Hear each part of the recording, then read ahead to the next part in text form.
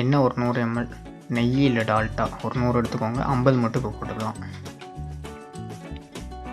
பட்டை, கிராம்பு, ஏலக்காய், பெரிய வெங்காயம் ஒரு 100 கிராம் நல்லா வதக்கலாம். சின்ன வெங்காயம் ஒரு 50 கிராம் இடிச்சோ இல்லைன்னா மிக்சியில் ஒரு சுற்றி போட்டுக்கலாம்.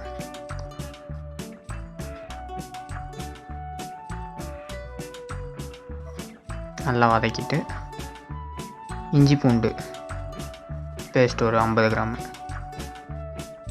இஞ்சி 50 கிராமு, பூடு 25 கிராம் போட்டு இது பண்ணிக்கலாம். 4 மிளகாய் போட்டு நல்லா வதக்கணும்.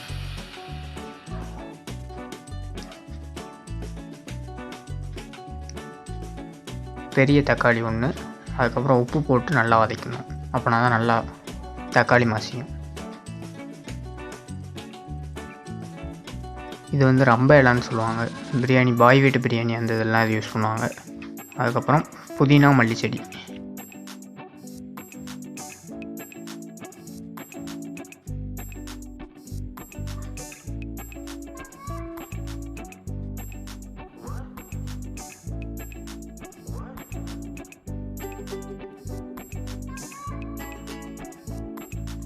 பட்டை, கிராம்பு, ஏலக்காய் பொடி, பட்டை 10 கிராம்பு, ஏலக்காய், கிராம்பு 5 கிராம் போட்டு நல்லா பொடி பண்ணி வச்சுக்கணும்.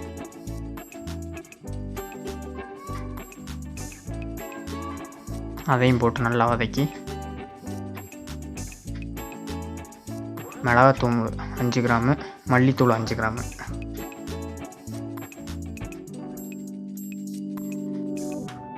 தயிர் ஒரு 50 கிராம். அதுக்கப்புறம் தண்ணி அளவு வந்து 1/2 கிலோ அரிசினோம்னா 1 லிட்டர் தண்ணி, அதாவது 1க்கு 2 எந்த பாத்திரத்தில் அளக்கீங்களோ அதில் ஒரு அரை எலுமிச்சம்பழம் போட்டு நல்லா கொதிச்சதுக்கப்புறம்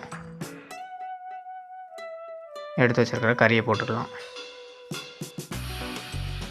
போட்டு லைட்டாக கொதிச்சதுக்கப்புறம் அரிசி, சீரக சம்பா அரிசி, இது 3 தண்ணியில் நல்லா கழுவிடணும்.